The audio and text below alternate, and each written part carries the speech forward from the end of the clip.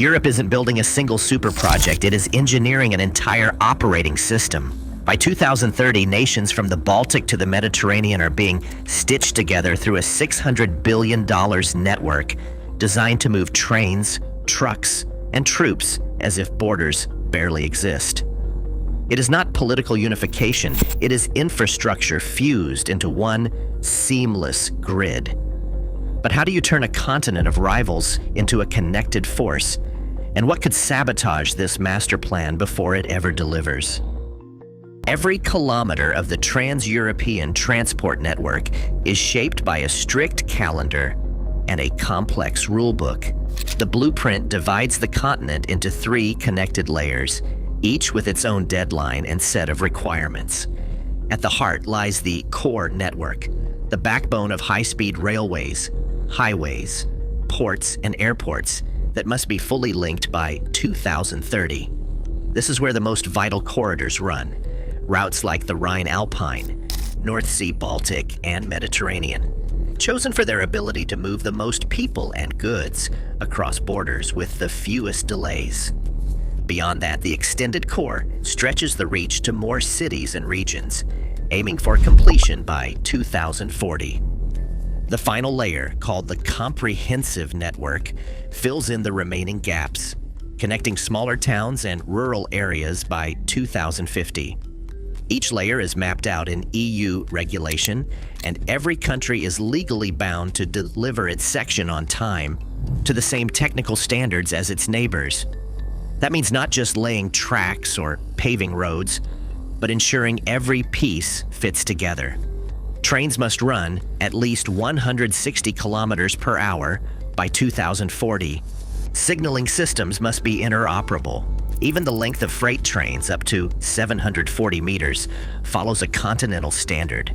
9 main corridors form the arteries of this system. They cut through mountain ranges, cross rivers, and link major ports from Rotterdam to Genoa, from Helsinki to Valletta.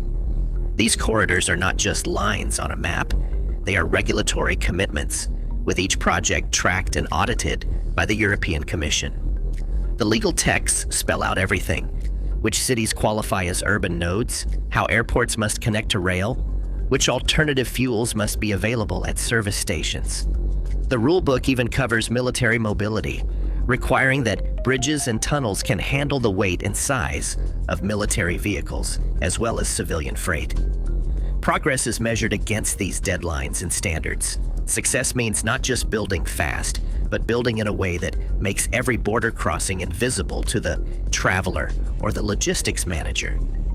The structure is designed to force coordination, with penalties for late delivery and public scorecards for every member state.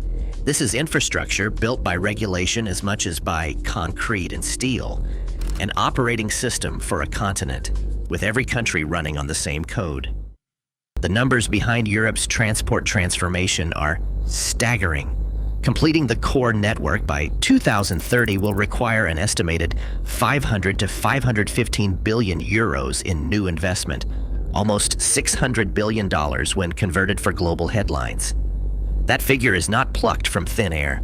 It comes from detailed European Commission analyses that tally the cost of everything from high-speed rail lines and cross-border tunnels to digital traffic management and upgraded ports. This sum covers only the core network backbone, not the entire vision stretching to 2050, which would push the total well past 1 trillion euros. Funding a system of this scale is a challenge on its own. The primary EU tool is the Connecting Europe Facility, spelled CEF. For the 2021 to 2027 period, the CEF transport budget stands at 25.8 billion euros. This pot is split between general projects, special allocations for less wealthy cohesion countries, and a dedicated slice for military mobility. Even with this support, CEF covers only a fraction of what is needed. Most of the bill falls to national governments, who must co-finance projects on their territory, often stretching their own budgets to match EU grants. The European Investment Bank steps in with loans, while some projects rely on public-private partnerships or revenue from tolls and user charges. But the gap remains wide. Auditors estimate that by 2030, the shortfall between committed and required funding could easily exceed 350 billion euros. Every euro spent is tracked and audited with regular calls for proposals and strict criteria for what qualifies. Grants from CEF are awarded to projects that promise the greatest cross-border impact, especially on the 9 main corridors. Yet even as money flows in, inflation, construction delays, and shifting priorities threaten to push costs higher. The Commission's own reports warn that current funding levels are not enough to finish the job on time. Calls for a major increase in EU-level investment, potentially more than 100 billion euros extra in the next budget cycle, are growing louder. This is the financial reality behind the vision. A 500 billion euro target for the core network, a patchwork of grants and loans, and a funding gap that could decide whether Europe's new operating system comes online as planned or slips further into the future. On the southern coast of Denmark, a new kind of factory hums with a rhythm unlike any assembly line in Europe. Here, the Fehmarnbelt fixed link is taking shape not as a traditional tunnel, but as a series of colossal concrete elements, each one 217 meters long and 42 meters wide, cast with precision in a purpose-built facility at Rodby. These are not prototypes or one-off builds. The process is industrial, almost surgical. 79 segments in total are produced under strict climate control, then floated out to sea when ready. The Baltic itself becomes part of the production line. Dredgers carve a trench in the seabed, and the finished segments are towed into position, submerged, and joined like pieces of a giant underwater puzzle. The Fehmarnbelt Tunnel stretches 18 kilometers, connecting Denmark and Germany in a single sweep, and will soon be the world's longest immersed road and rail tunnel. This is not just a crossing. It is a manufacturing campaign on a scale rarely seen, where the sea is both obstacle and collaborator. Every phase is tracked by engineers and managers, optimizing schedules to avoid costly shutdowns, even as inflation and supply chain shocks ripple through the project. The production manager says, "We are not just building a tunnel, we are producing a system, one element at a time, each as critical as the next." When complete, the tunnel will cut travel between Copenhagen and Hamburg from a 45-minute ferry ride to a seamless 7-minute rail journey. The Fehmarnbelt is not a mountain conquered or an old gauge replaced. It is an industrial bridge built in sections, turning the Baltic into a corridor. High in the ALPS, the Brenner Base Tunnel carves a new path beneath the mountains, stretching nearly 56 kilometers from Austria to Italy. It is not just the length that sets it apart, but the geology. Crews face rock under more than 1,000 meters of overburden, with fault zones and water inflows that can shift without warning. Progress is measured in meters, not miles, as tunnel boring machines grind through ancient stone. The site engineer puts it simply, every day the mountain tells us something new. Sometimes it lets us pass quickly, other times it makes us wait. The tunnel's twin tubes are designed to double freight capacity and allow passenger trains to run at up to 250 kilometers per hour. But the real achievement is removing the bottleneck that has constrained north-south movement for decades. Instead of winding climbs and steep gradients, trains will cut through the Alps, almost flat, bypassing the old Brenner Pass route that has slowed European logistics for generations.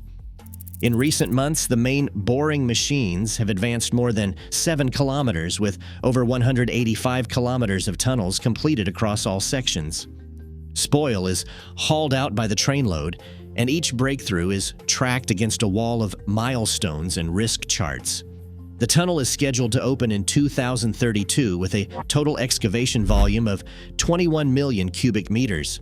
For the engineers, the challenge is not just the distance, but the unpredictability of the ground itself. Here, progress is earned 1 meter at a time, with every shift bringing Europe closer to a seamless corridor under the mountains. Across the Baltic states, a new rail spine is taking shape, one that does more than move passengers or freight. Rail Baltica stretches nearly 870 kilometers from Tallinn to the Polish border, built to the European standard gauge of 1,435 millimeters. This single change breaks a century-old pattern. For decades, Estonia, Latvia, and Lithuania relied on Russian broad-gauge tracks, a legacy that kept their railways isolated from the rest of Europe. Now, for the first time, high-speed trains and freight can run directly from the Baltic capitals into the heart of the EU, without stopping at borders to swap locomotives or crews. For logistics, the effect is immediate.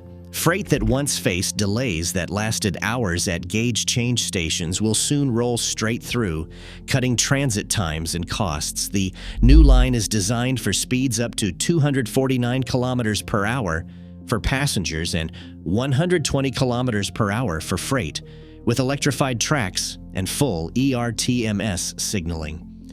This is not just about convenience or trade. According to the program director for Rail Baltica, the project is a backbone for both economic and strategic resilience. Since 2022, it has taken on a new role, enabling NATO and European forces to move rapidly across the region, strengthening deterrence and crisis response. Construction is visible across the corridor, embankments rising near Riga, bridge pylons in Lithuania, and new terminals in Estonia. When finished, Rail Baltica will connect 5 countries and 7 major cities on a single interoperable route. It is a leap in interoperability, turning a borderland into a main line and making the Baltic region an integral part of Europe's transport and security system.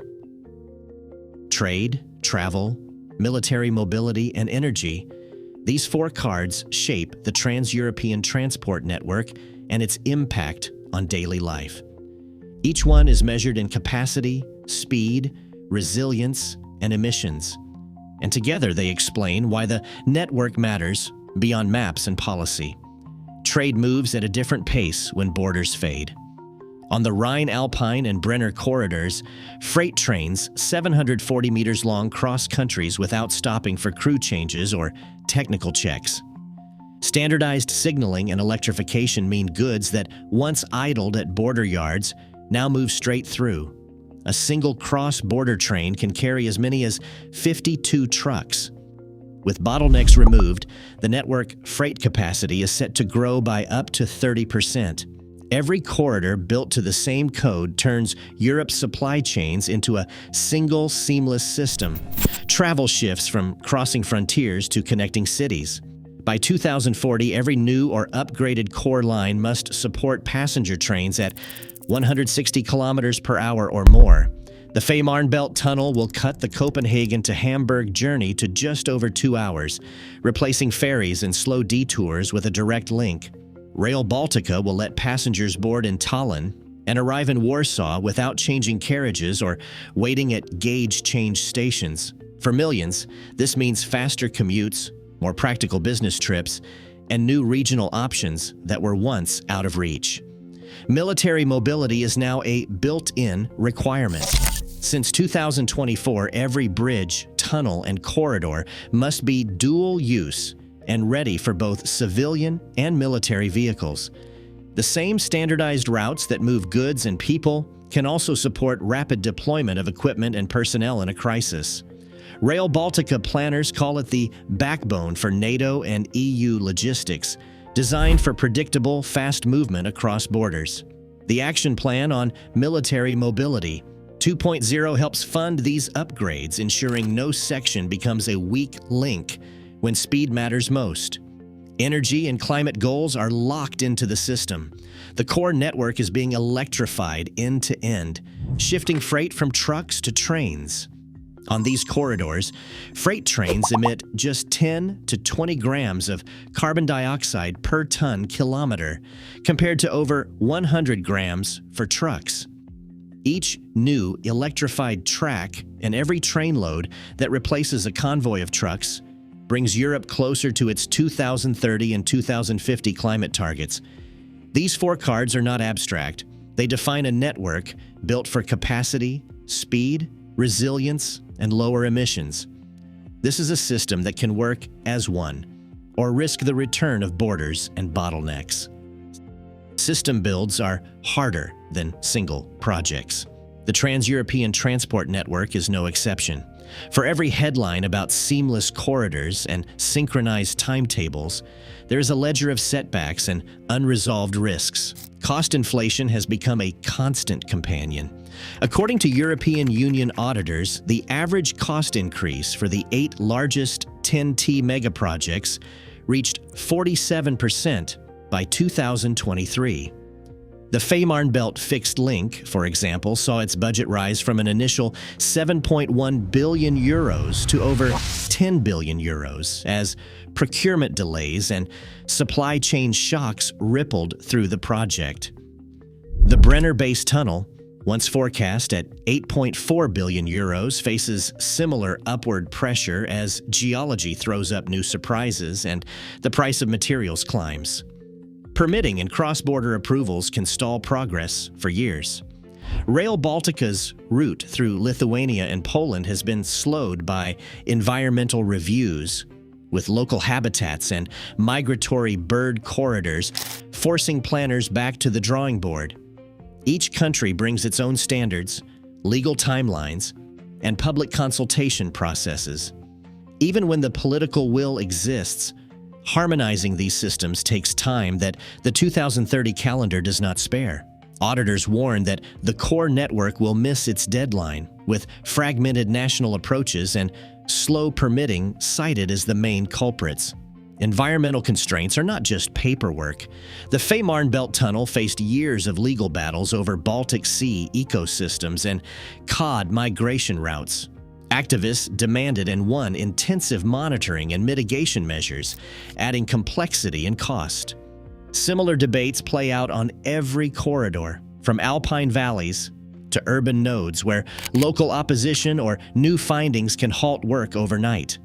Tunneling brings its own hazards. The Brenner Base Tunnel team has encountered fault zones and water ingress deep under the Alps.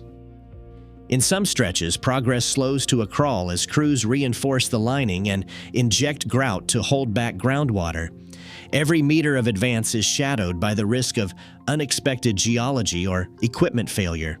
A single error can mean months of lost time and millions in extra spending. Procurement complexity and inflation ripple across the system. Steel prices, labor shortages, and shifting regulations force contractors to renegotiate schedules and budgets. The European Court of Auditors now projects that the funding gap for the core network could exceed 350 billion euros by the end of the decade. With each delay, the risk grows that the system will remain a patchwork, not a seamless network. System builds are harder than single projects. The ambition is continental, but the obstacles are local, technical, and relentless. Right now, every kilometer of new track and tunnel turns borders from barriers into links, reshaping how 450 million people move, trade, and respond to crisis. As the world fragments into rival blocks, Europe bets on connection, not division. The true test is not building the network, it is choosing what kind of continent that network will serve. Thanks for watching. Share your perspective in the comments below.